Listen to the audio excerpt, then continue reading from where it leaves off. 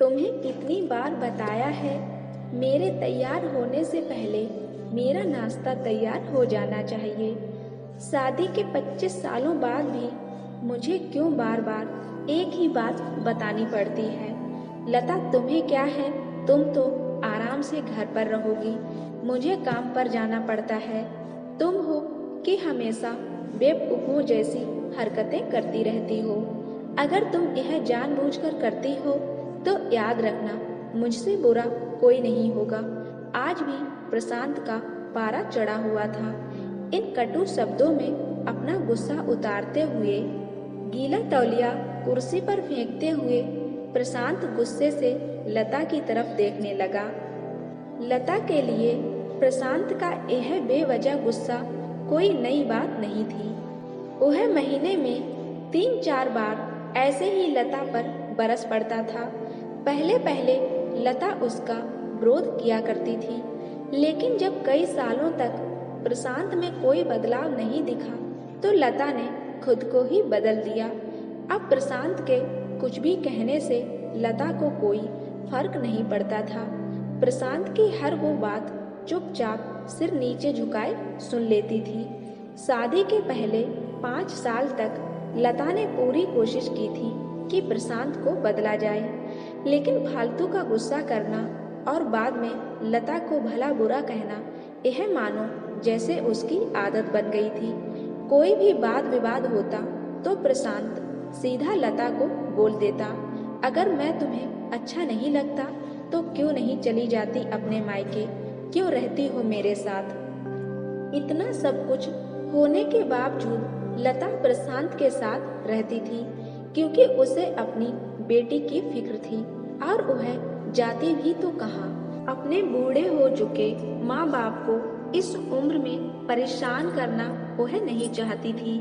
समाज और लोग क्या कहेंगे, यह भी तो उसे देखना था। वह इतनी पढ़ी लिखी भी तो नहीं थी कि खुद जाकर कोई नौकरी कर सके और अपना और अपनी बेटी का पालन पोषण कर सके।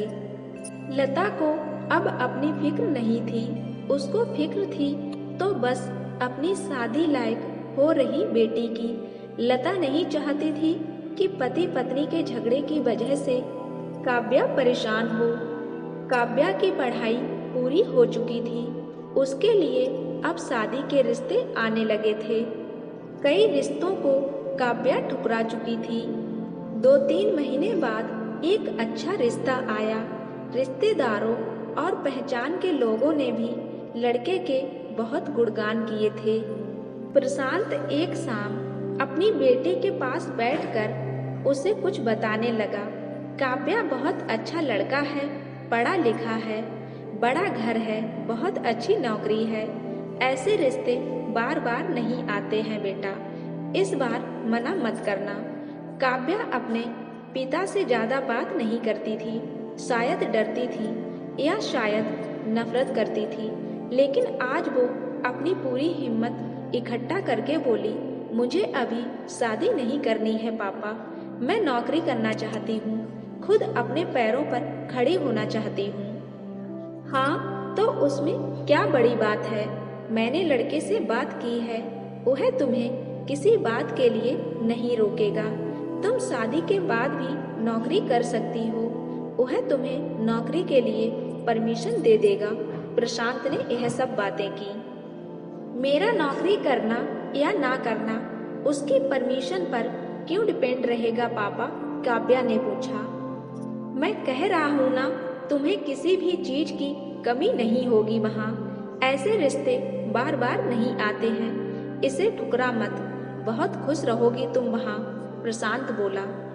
पापा, क्या मैं उतनी ही खुश रहूंगी जितनी मम्मी इस घर में खुश हैं, काव्या ने तंज कसते हुए कहा। आज तुम्हारी जबान कुछ ज्यादा ही चल रही है, प्रशांत ने गुस्से से आंखें बड़ी करते हुए कहा। पापा, मुझे शादी ही नहीं करनी है, क्योंकि शादी के बाद अगर वह लड़का आपके जैसा निकला तो मैं क्या करूंगी। मुझे आपके जैसा जीवन साथी नहीं चाहिए, जो बिना बात के मुझ पर हमेशा चिल्लाता रहे। मुझे कुछ भी अपनी पसंद का लेना हो तो मैं 10 बार सोचूं, कहीं वह नाराज ना हो जाए। मेरी तबीयत कैसी भी हो, उसे कोई परवाह ना हो। रोटी थोड़ी सी मोटी बन जाए तो घर सर पर उठा ले। उसकी चेक बुक ना मिले तो भी मेरा ही दोष निकाले और हर छोटी मोटी बात पर मुझे मायके जाने के लिए कहे। काव्या ने अपना दिल खाली करते हुए पापा से सब कह दिया। प्रशांत का गुस्सा सातवें आसमान पर था, लेकिन उसके मुंह से एक भी शब्द नहीं फूट रहा था। वो काव्या की बातें सुन रहा था। काव्या उतना ही बोलकर चुप नहीं हुई। आज पहली बार वह अपने पापा के सामने इतना कुछ बोल रही थी। पापा, आपने माँ के साथ हमेशा गलत व्यवहार किया है। आप अपने ऑफिस का गुस्सा बिना सोचे समझे माँ पर उतार देते हैं। कभी इस बात की परवाह भी नहीं करते कि उन्हें कैसा लगता होगा। आपकी बातें सुन सुनकर माँ ने अपना आत्मसम्मान खो दिया है। प्रशांत आज पहली बार अपने किए बर्तावे को महसूस कर पा रहा था। वो इतना ही बोल पाया, जो तुम्हारा मन है वो करो, मैं तो इतना बुरा हूँ। काव्या ने प्रशांत का हाथ पकड़ा और बोली, पापा, मुझे सिर्फ एक सवाल का जवाब दे दो। क्या आप चाहोगे कि मेरा पति आपके जैसा हो? अगर आपका जवाब हाँ है तो कर दीजिए मेरा रिश्ता, आज ही कर दीजिए, और ना है तो मुझे आत्मनिर्भर बनने दीजिए। प्रशांत कुछ भी नहीं बोल पाया और वहां से चुपचाप बाहर चला गया। आज उसे लता के सामने जाने में शर्म आ रही थी। चलते चलते उसकी आंखों से आंसू बह रहे थे। प्रशांत ने आज से अपने आप को बदलने का निश्चय किया। अगले दिन से लता ने अपने पति में काफी बदलाव देखा। वह सोचने लगी कि जो हिम्मत काव्या ने दिखाई है, वह हिम्मत अगर मैं पहले ही दिखा देती तो शायद आज परिस्थिति कुछ और होती। अब काव्या पढ़ लिख कर अच्छी नौकरी करने लगी थी और 3 साल बाद उसके लिए एक अच्छा रिश्ता आया। और उसकी विदाई पर प्रशांत बोला, बेटा तू हमेशा खुश रहेगी क्योंकि तेरा पति तेरे बाप जैसा नहीं है। प्रशांत की यह बात सुनकर लता और काव्या की आंखों से आंसू बहने लगे। दोस्तों, हमारे समाज में औरतों को भले ही देवी का दर्जा दिया जाता है, लेकिन वह स्वतंत्रता नहीं दी जाती है जो उन्हें देनी चाहिए। उन्हें बचपन से ही बताया जाता है कि वह पराया धन है। स्कूल आने में देर हो जाए तो पिटाई मिलती है। मोबाइल पर बातें करते हुए दिख जाएं या खिड़की से झांकते हुए दिख जाएं तो शक किया जाता है। माँ बाप का घर तुम्हारा नहीं है, पति का घर ही तुम्हारा घर है।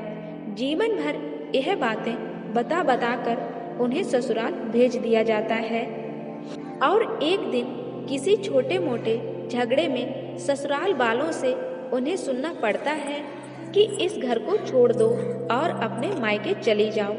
अब आप ही बताओ दोस्तों, ऐसी स्त्रियों का सच्चा घर कौन सा है? आखिरकार वह किस घर को अपना कहें? स्त्री का घर कौन सा घर होता है, मायका या ससुराल? किस घर को वह अपना कहें?